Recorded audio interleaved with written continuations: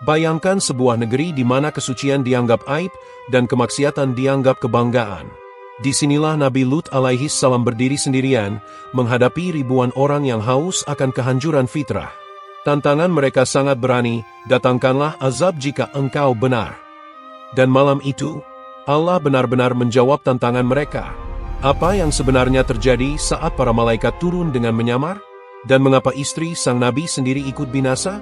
Simak kisah lengkapnya, dari kemakmuran yang membutakan hingga azab yang tak menyisakan apapun. Sebelum kita masuk lebih dalam ke pembahasan yang seru ini, terima kasih yang sudah mengklik video ini.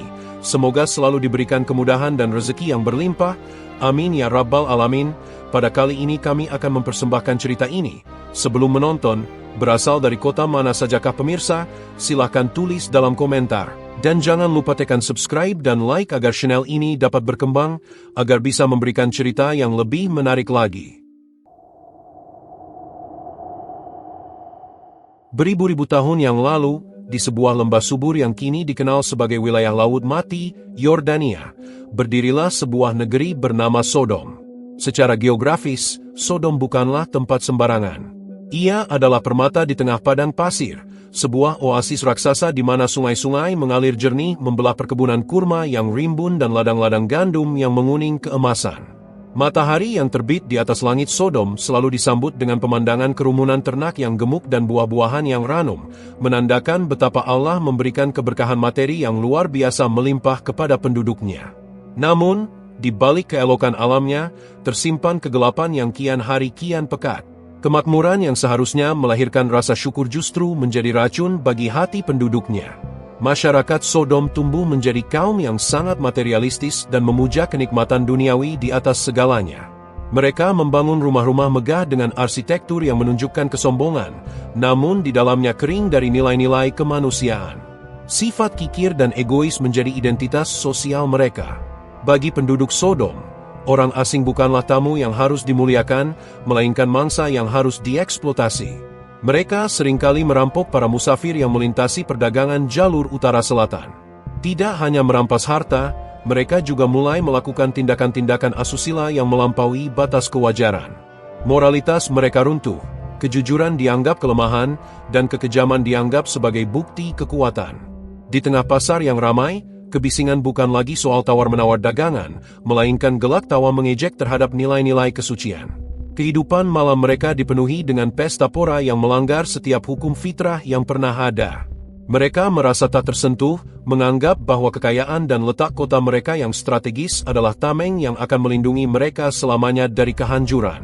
Mereka lupa bahwa setiap nikmat adalah ujian, dan ketika syukur berubah menjadi kufur, maka bayang-bayang kehancuran sebenarnya sedang mengintai di balik cakrawala. Sodom saat itu adalah sebuah peradaban yang sakit secara spiritual, menunggu sebuah titik balik yang akan menentukan nasib mereka di masa depan.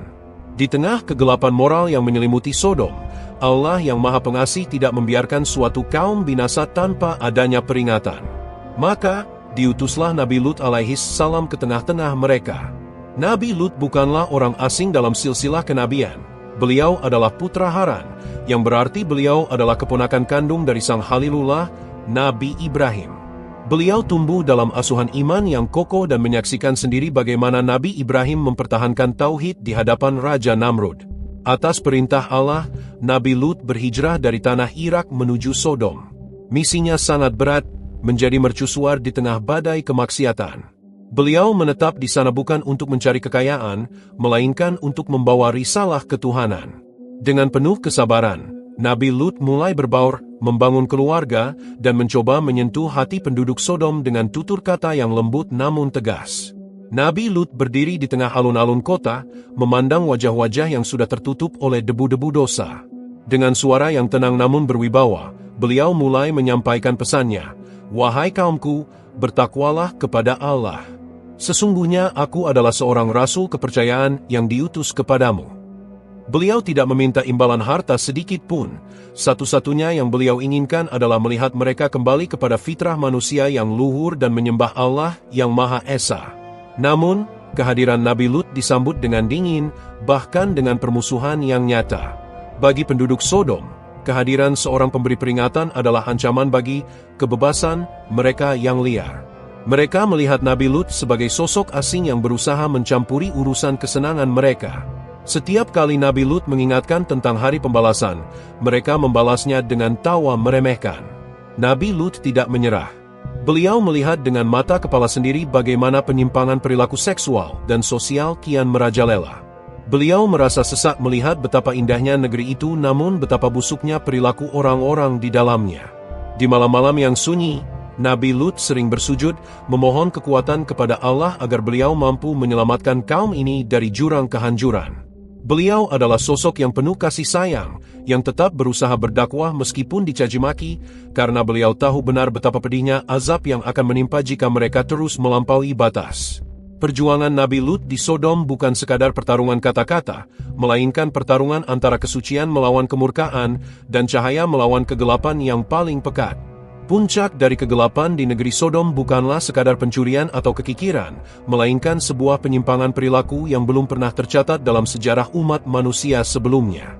Penduduk Sodom, baik pria maupun wanita, telah memutus rantai fitrah yang telah Allah tetapkan sejak penciptaan Adam dan Hawa. Mereka menciptakan sebuah tradisi baru yang sangat keji. Kaum pria mereka meninggalkan pasangan perempuan mereka dan beralih menyalurkan nafsu kepada sesama pria. Al-Quran menggambarkan ini sebagai fahisyah, sebuah perbuatan keji yang melampaui segala batas kewajaran.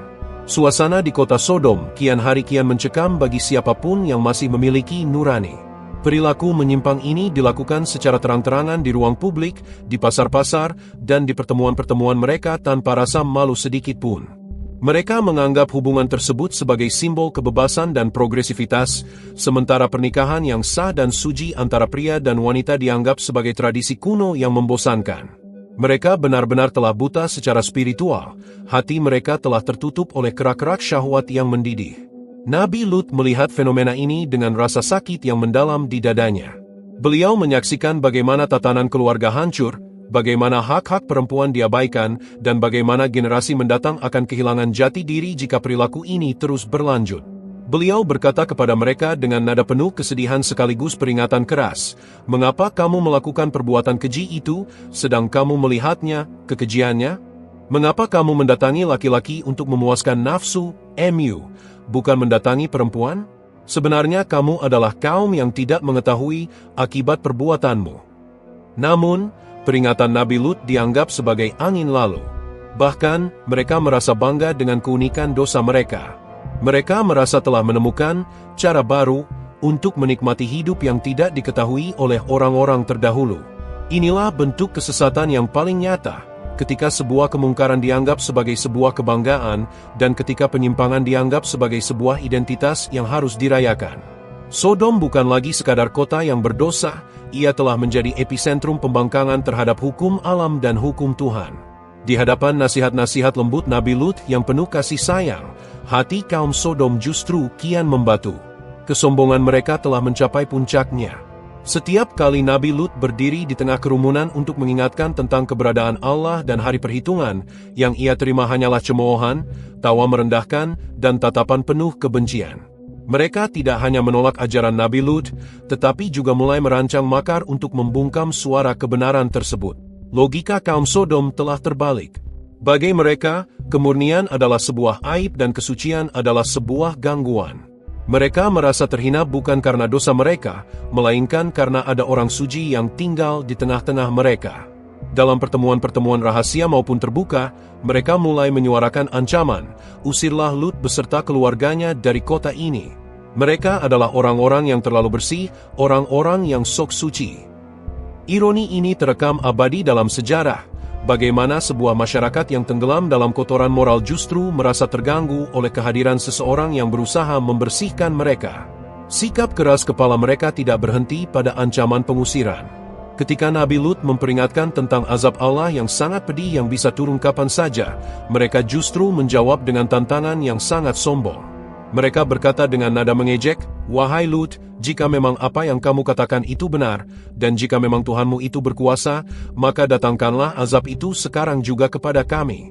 Kami ingin melihat bagaimana cara Tuhanmu menghancurkan kami." Tantangan ini menunjukkan bahwa mereka tidak lagi memiliki rasa takut sedikitpun kepada Sang Pencipta.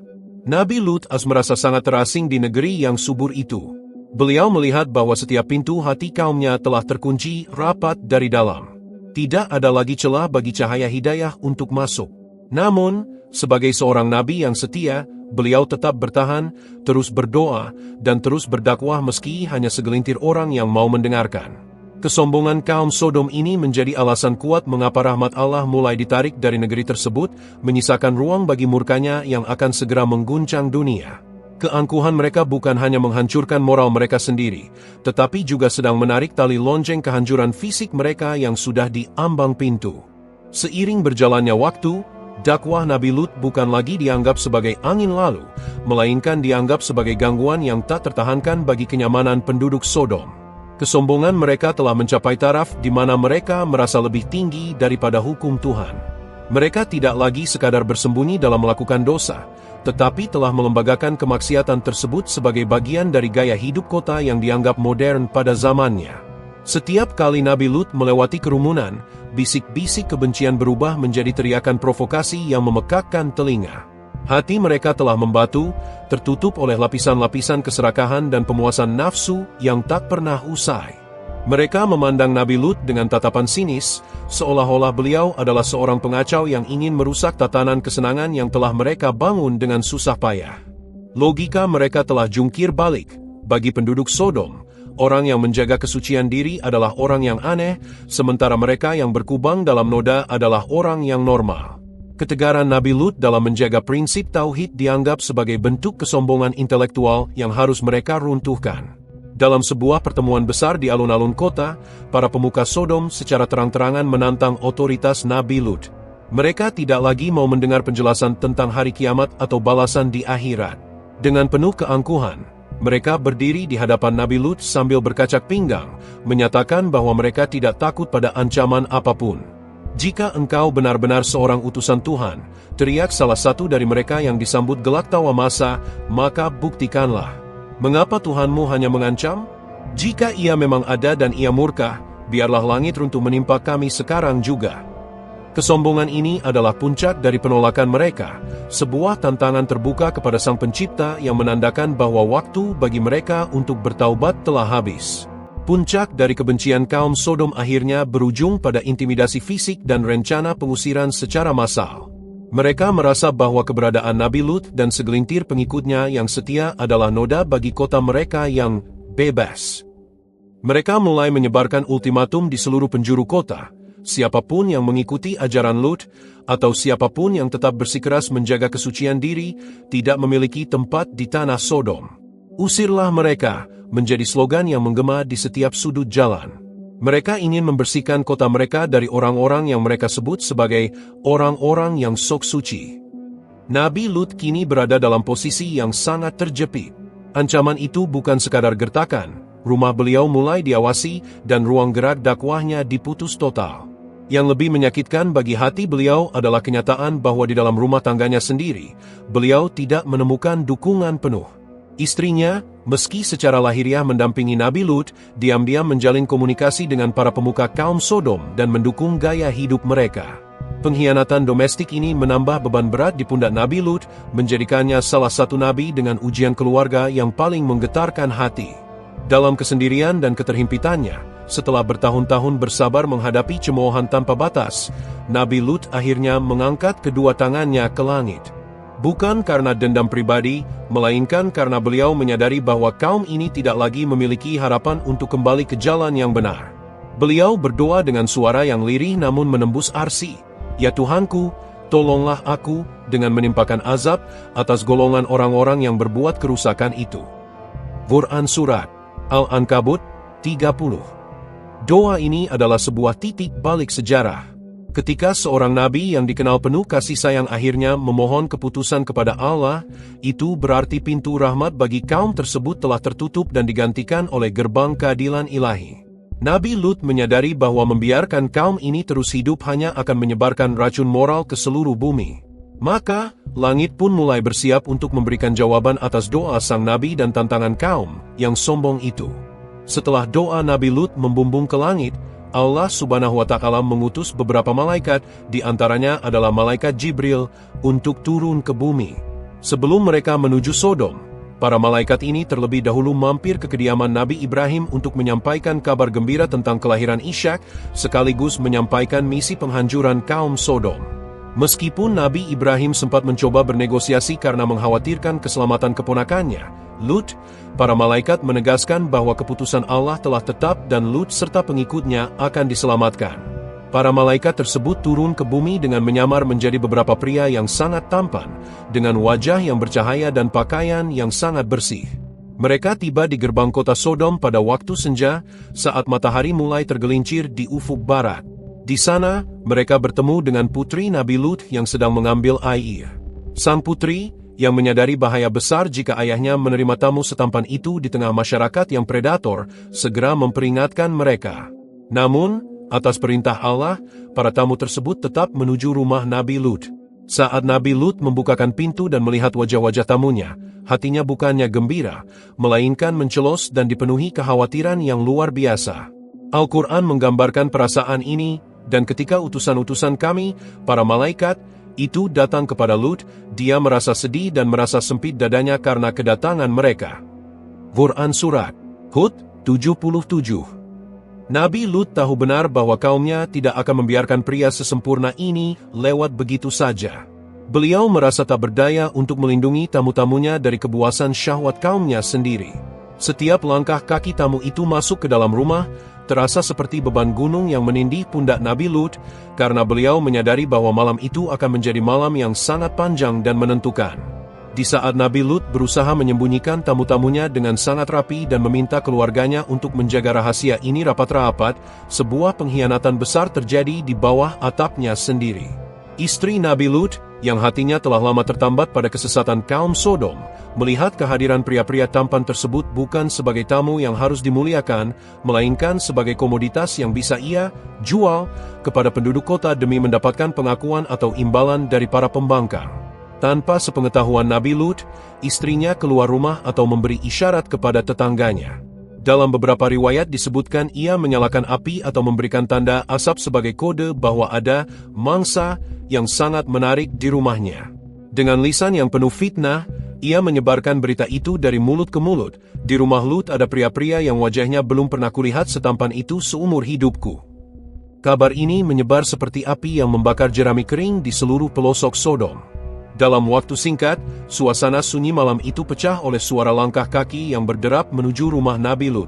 Orang-orang saling berteriak, mengajak satu sama lain untuk segera menuju ke sana. Mereka tidak lagi memiliki rasa malu atau tata krama.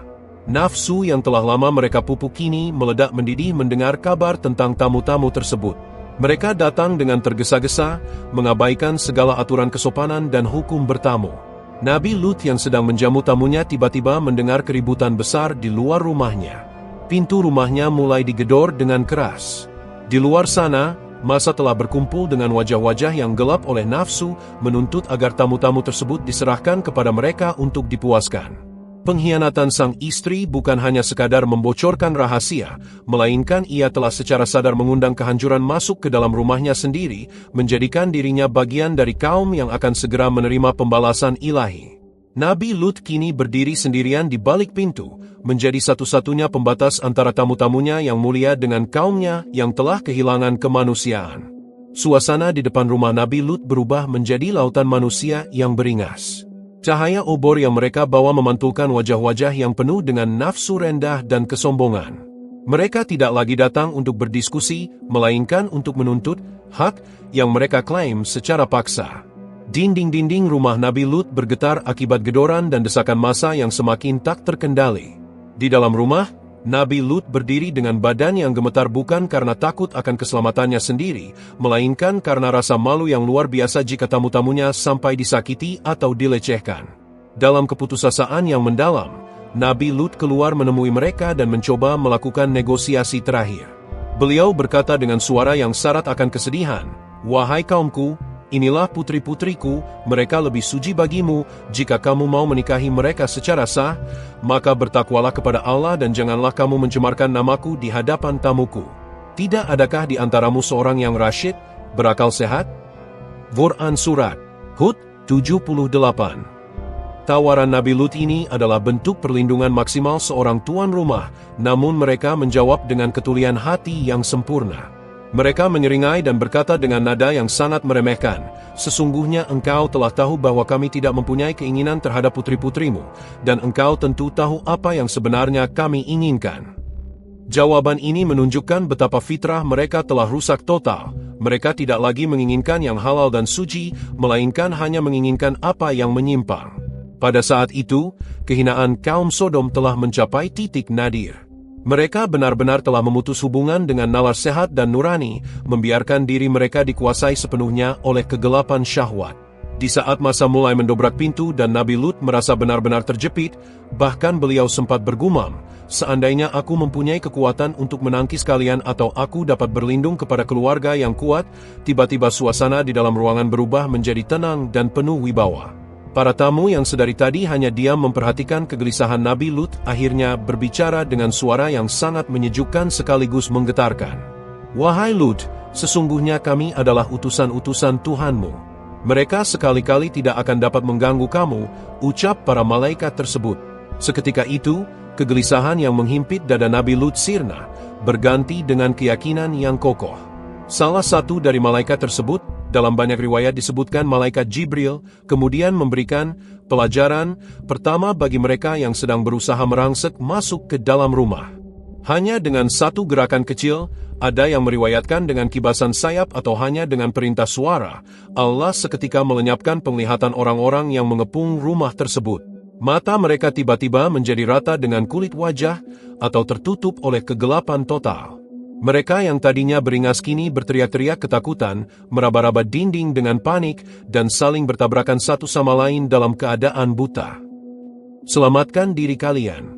Di rumah Lut ada penyihir yang sangat kuat," teriak mereka sambil lari tunggang langgang dalam kegelapan. Inilah peringatan nyata pertama dari langit, bahwa kekuasaan yang mereka sombongkan tidak ada artinya di hadapan tentara Allah. Kini, waktu bagi Sodom benar-benar telah habis. Fajar yang akan datang tidak akan lagi membawa sinar matahari, melainkan membawa kehancuran yang tak terbayangkan.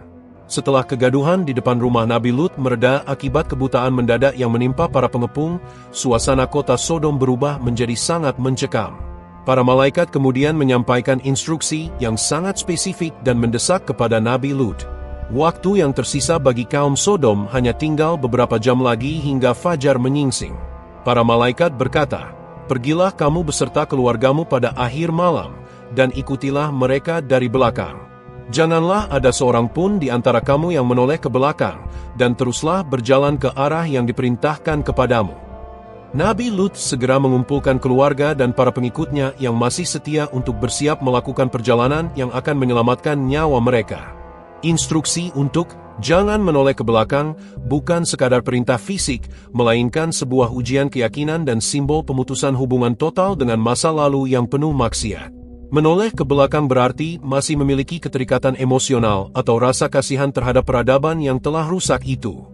Mereka harus melangkah maju menuju keselamatan tanpa keraguan sedikit pun di dalam hati. Di tengah kegelapan malam yang pekat, kelompok kecil ini menyelinap keluar dari gerbang kota.